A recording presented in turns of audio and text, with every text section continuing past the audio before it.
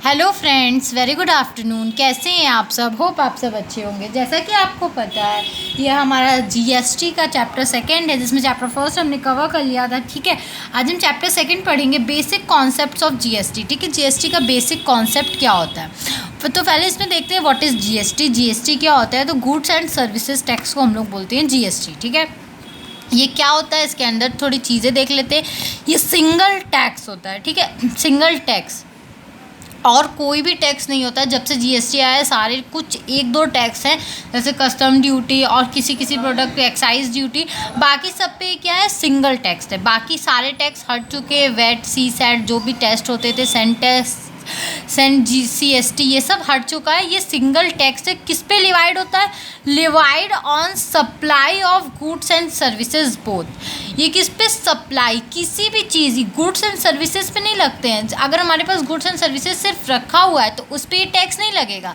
Tax अगर हम इसका सप्लाई करते हैं, अपने गुड्स एंड सर्विसेज का अगर सप्लाई करते हैं, तो उस पर ये क्या होता है, टैक्स अप्लाई होता है, जीएसटी। ठीक है, it is a value added tax on MSC, manufacturing, supply and consumption. ये क्या है, एक वैल्यू एडेड टैक्स है, इन सब चीज़ों पे लगता है। ठीक है, continuous chain of tax credit. ये कंटिन्यूअस चेन होता है टैक्स क्रेडिट का। टैक्स क्रेडिट अभी आप लोग पूरा डिटेल में, जो हमारा इनपुट टैक्स क्रेडिट चैप्टर है आगे, उसमें पढ़ेंगे। ठीक है, उसमें अच्छे से समझाऊंगी, लेकिन फिर भी टैक्स क्रेडिट थोड़ा सा बता देती हूँ। उसमें क्या होता है, टैक्स क्रेडिट ये क्या होता है कि अगर एक रेट का, जैसे 4000 है, हमने 4000 का प्रोडक्ट बेचा है और उसमें 4000 का प्रोडक्ट बेचा है, उस पर मैंने जीएसटी ले लिया है। ठीक है, और आगे मैंने उस प्रोडक्ट को डिलीवर किया है 4500 पे, तो आगे टैक्स किस पे लगेगा? सिर्फ 500 पे ही लगेगा। जो 4000 का टैक्स ले चुका है उस पर नहीं लगेगा। ठीक है, तो टैक्स क्रेडिट मतलब जितने का टैक्स जमा हो चुका है उतने का माइनस होता चला जाएगा आगे वाले से। ठीक है, तो यही होता है। Burden borne by the final consumer only. ठीक है, इसका जो बर्डन होता है जीएसटी का, जो उसका कंज्यूमर होता है उस पर खाली जाता है बर्डन। ठीक है, हर कोई उसका बर्डन क्या करता है, बियर नहीं करता है। No cascading effect of taxes. जैसे कि हम लोग पहले देखते थे, एक टैक्स, हम लोग एक ही प्रोडक्ट पे कई कई बार टैक्स दे देते थे, लेकिन अब ऐसा कोई भी कास्केडिंग इफेक्ट नहीं होगा। ठीक है, नॉर्मल एक बार हमें एक प्रोडक्ट पे एक प्राइस पे हमें एक बार ही टैक्स देना होगा। ठीक है, फिर वाई जीएसटी। जीएसटी क्यों आया? Because of deficiencies in existing system. ठीक है, जीएसटी के लाने का ज़रूरत इसलिए पड़ा क्योंकि हमारे जो एग्जिस्टिंग सिस्टम, जो सिस्टम चल रहे थे, उसमें बहुत सारी कमियां थी। ठीक है, उन कमियों को दूर करने के लिए हमें जीएसटी लाना ही था। ठीक है, understand intra and inter sale. ठीक है, पहले तो आप लोगों को ये समझना होगा कि इंट्रा और इंटर स्टेट क्या होता है।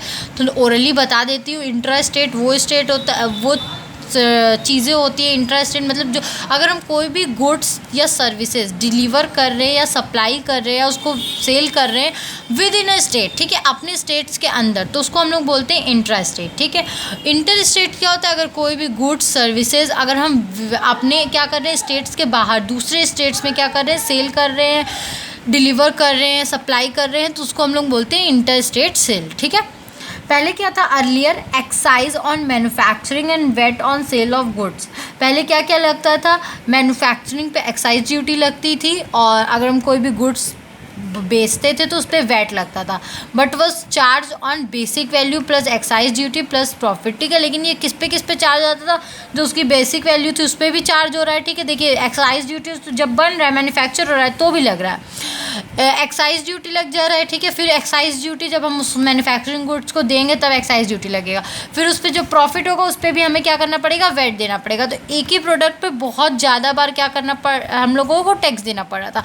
इसी डिफिशियंसीज़ को दूर करने के लिए क्या हुआ, जीएसटी आया। ठीक है, फिर देखते हैं why GST, because of deficiencies in existing system. दूसरा देखते हैं क्यों जीएसटी आया, क्या डिफिशियंसीज थी। दूसरा point, earlier indirect tax were not mutually exclusive. ठीक है, जैसे कि हम लोग देखते थे कि क्या था, इनडायरेक्ट टैक्स जो था वो बहुत ज़्यादा एक जैसा नहीं था, हर चीज़ पे एकदम अलग अलग इनडायरेक्ट टैक्स था। ठीक है, एग्जाम्पल देख लेते हैं, जैसे कि सेनवेट है and state VAT, both value added tax but set off was not available. ठीक है, दोनों ही state tax, cent tax, central VAT जो होता था और स्टेट वैट जो होता था, दोनों ही क्या थे, वैल्यू एडेड टैक्स थे, ठीक है, वैट ही थे। लेकिन दोनों में क्या होता था, म्यूचुअली क्या होता था, सेट ऑफ नहीं हो पाता था, दोनों में क्या होता था, कॉम्बिनेशन अच्छा नहीं बैठ पाता था, ठीक है। जैसे कि अब हम लोग देख रहे हैं स्टेट टैक्स और सेंट्रल टैक्स होता है ना, तो उसमें क्या होता है, अगर 18% का चार्ज हो रहा है तो 9% बोथ ले लेते हैं, लेकिन पहले क्या काम नहीं हो पाता था, ठीक है। Earlier taxes were multi point based, that is CENVAT was only at manufacturing level and sales tax और VAT was origin and destination based also, ठीक है। जैसे कि पहले जो टैक्स था वो बहुत अलग अलग पॉइंट से उसको देखा जाता था, लिया जाता था।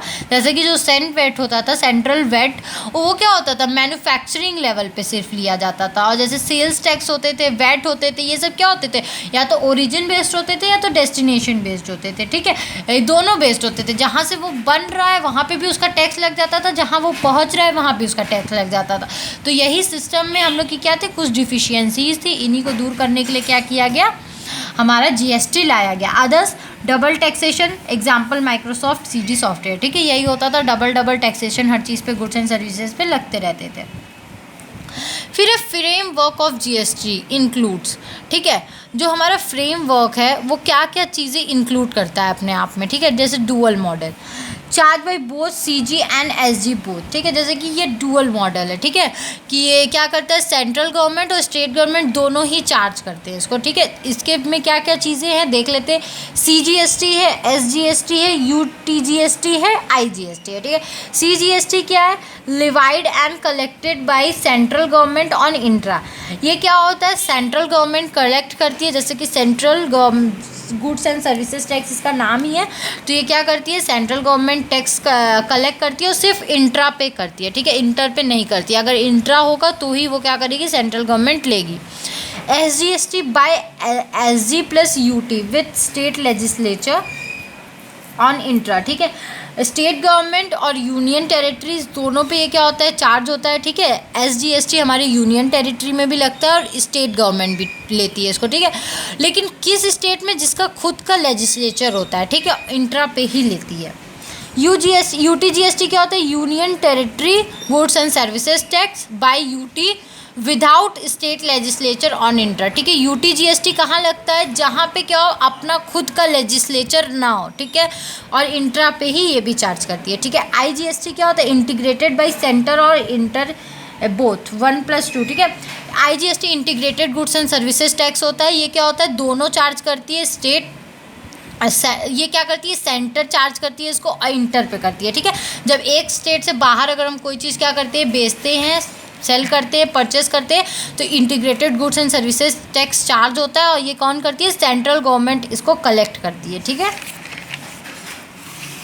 It means now central also then power to tax intra state sales and states are also empowered to tax services. इसका मतलब क्या है, अब क्या हो गया है, सेंट्रल को भी पूरी पावर है कि वो क्या कर सके, अपने चीज़ों पे टैक्स चार्ज कर सके, और स्टेट को भी पावर मिल चुकी है कि वो क्या कर सके, अपने चीज़ों पे क्या कर सके, जीएसटी चार्ज कर सके, ठीक है। यही चीज़ है बेनिफिट्स ऑफ डुअल जीएसटी। अब डुअल जीएसटी जो आया है स्टेट्स और सेंट्रल दोनों के लिए, इसके क्या बेनिफिट्स हैं, कुछ बेनिफिट्स जान लेते हैं, ठीक है।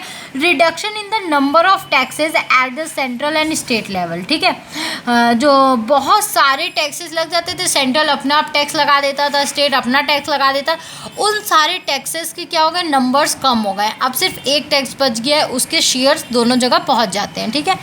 Decrease in effective tax rate for many goods, ठीक है। बहुत सारे ऐसे गुड्स होते थे जिन पे क्या होता था, टैक्स लग के उनका दाम ज़्यादा बढ़ जाता था, तो अब उनका टैक्स कम हो गया है, उनके अब क्या हो गए, इफेक्टिव प्राइस पे वो गुड्स हमें मिलेंगे, ठीक है।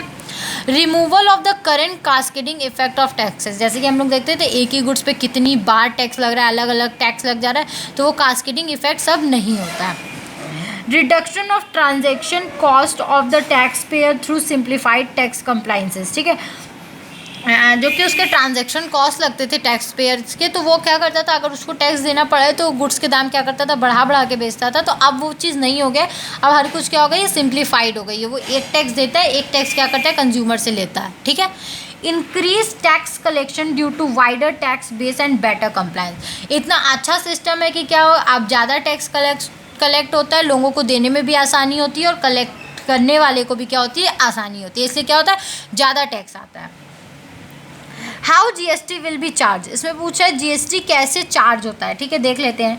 Tax will be levied on what, supply section 7, ठीक है। टैक्स जो लग रहा है किस पे लगेगा, इसका सबसे बड़ा क्वेश्चन ये है। तो यहाँ पे एक वर्ड दे दिया गया है सप्लाई। अगर किसी भी चीज़ की सप्लाई होती है, जो कि हम लोग सेक्शन 7 आगे वाले चैप्टर्स में डिटेल में पढ़ेंगे, यहाँ पे अगर सप्लाई किसी भी चीज़ की हो रही है तो उस पर क्या होगा, टैक्स लगेगा। एंड नॉट ऑन मैन्युफैक्चरर और sale of goods and services, ठीक है। कोई भी चीज़ के मैन्युफैक्चरिंग या उसके सेल पे नहीं लगेगा, उसके सप्लाई पे लगेगा, अगर वो चीज़ सप्लाई हो रही है, ठीक है। सेल, अब आप लोग बोलोगे मैम सेल पे ही तो लगता है। सेल इसलिए बोला गया है कि सेल क्या होता है, सेल ओकेजनली भी होता है, सेल कभी कभी भी होता है, ठीक है, पीरियोडिकली भी होता है। अगर मेरा आज मन के हमने फ़ोन खरीदा, हम उसको बेच दिए, वो भी सेल हुआ, लेकिन उस पर क्या हम GST लेंगे नहीं ना। हमने अपना मोबाइल 6 महीना यूज़ किया, आज मेरा मन नहीं है तो हम उसको बेच दे रहे हैं किसी से, तो उस पर हम GST नहीं चार्ज कर सकते। किसी चीज़ के अब हम मोबाइल का दुकान खोल के बैठे हैं, हम उसकी सप्लाई कर रहे हैं डेली बेसिस पे, तो हम क्या होगा, उस पर GST चार्ज करते हैं, ठीक है। तो सप्लाई और सेल के बीच में डिफरेंस आप लोग समझिएगा, और अपने एग्जाम में भी सप्लाई वर्ड यूज़ करिएगा, सेल नहीं, ठीक है। Applicability of the act to the whole of India including state Jammu and Kashmir, ठीक है। ये कहाँ कहाँ अप्लीकेबल है, ये पूरे ऑल ओवर इंडिया में क्या है, अप्लीकेबल है, और जम्मू एंड कश्मीर भी इसमें इंक्लूडेड है, ठीक है। Identification of the taxpayer business are obtained as a unique registration number called GSTIN number, ठीक है। इसका आइडेंटिफिकेशन कैसे होगा टैक्स पेयर का, तो हर बिजनेसमैन को क्या कर दिया जाएगा, जो भी रजिस्ट्रेशन कराएगा उसको एक अलग यूनिक GSTN नंबर दे दिया जाएगा, ठीक है। Goods and services tax identification number, ठीक है, उनको ये नंबर दे दिया जाएगा। जब भी वो अपना ये नंबर लॉगिन करेंगे तो उनका क्या आ जाएगा, पूरी डिटेल्स उनके सामने आ जाएगी, ठीक है। Authority to levied tax is under constitutional, ठीक है। ये हमारा कॉन्स्टिट्यूशनल का ही एक पार्ट है, ठीक है, ये मतलब स्टैच्यूटरी नहीं है, ठीक है। After understanding the concept of GST let's study the benefit of this regime, ठीक है। अब हमने GST देख लिया, उसके कॉन्सेप्ट देख लिए, लेकिन अब इसके कुछ बेनिफिट्स भी देख लेते हैं, ठीक है। Creation of unified national market, ये पूरा का पूरे मार्केट को क्या कर देता है, यूनिफाइड कर देता है, एक जैसा बना दिया है, ठीक है। पहले हर मार्केट अलग हुआ करता था, हर तरीके के टैक्स अलग होते थे। हम लोग कहीं दूसरे जगह जाते थे तो हमें ये पता नहीं होता था कि वहाँ कौन सा टैक्स लगेगा, वहाँ पे हमें टैक्स देने में प्रॉब्लम आती थी। लेकिन अब हम कहीं भी जाएंगे होल ऑफ इंडिया, हमें एक तरीके का टैक्स ही मिलेगा, ठीक है। Mitigation of ill effect of cascading, जो कास्केडिंग के गलत इफेक्ट्स, गलत यूज़ होते थे, अब उनका भी क्या हो गया, बंद हो गया, अब उसके भी अच्छे इफेक्ट्स आने लगे हैं, ठीक है। Elimination of multiple taxes and double taxation, जो अलग अलग तरीके के टैक्सेस लगाए जाते थे और डबल टैक्सेशन हो जाता था एक ही गुड्स पे, वो भी क्या हो गया, एलिमिनेट हो गया, ख़त्म हो गया, ठीक है। Boost to make in India initiative, जैसे कि हम लोग देख रहे हैं आजकल मेक इन इंडिया बहुत चल रहा है चाइना के इस पैंडमिक के बाद, तो उस हमारे मेक इन इंडिया इनिशिएटिव में भी ये बहुत बड़ा रोल प्ले करेगा, ठीक है। BONC to the government revenue, ठीक है, ये क्या हमारे रिवेन्यू को, गवर्नमेंट के रिवेन्यू को भी बहुत एक हाई लेवल इंक्रीज़ हुआ है। पहले टैक्सेस इस तरह नहीं जमा होते थे जैसे अब जमा हो रहे हैं, ठीक है। रिड्यूस कॉस्ट ऑफ कंप्लाइंसेस, जैसे एक प्रोडक्ट के दाम टैक्स लगते इतने ज़्यादा हो जाते थे, तो अब क्या होता है, अब क्या होता है, कम होता है। कॉम्प्लाइंसेस का मतलब है कि पहले हमें टैक्स लेने के लिए, टैक्स जानने के लिए, लोगों को समझने के लिए बहुत अलग अलग तरीके के कॉम्प्लाइंसेस यूज़ करने पड़ते थे, जिसके पीछे क्या होते थे, खर्चा बहुत ज़्यादा आता था। अब वो खर्चे कम हो गए हैं, ठीक है। Increase in economic activity and investment, जैसा कि अब लोग क्या कर रहे हैं, ज़्यादा इन्वेस्ट कर रहे हैं और हमारी इकोनॉमिक एक्टिविटी बढ़ रही है, ठीक है। होप आपको ये वीडियो समझ में आया हो। अगर फिर भी कहीं भी कोई भी दिक्कत हो तो आप मुझे कमेंट सेक्शन में कमेंट करके पूछ सकते हैं। Thank you very much for watching my video and please like, subscribe and share my channel. और अगर आपको इसके नोट्स चाहिए तो आप मेरा डिस्क्रिप्शन बॉक्स जरूर चेक करिएगा। Thank you very much. आप आई बटन पर क्लिक करके ज़रूर देखिएगा। Thank you very much and please like, subscribe and share my channel.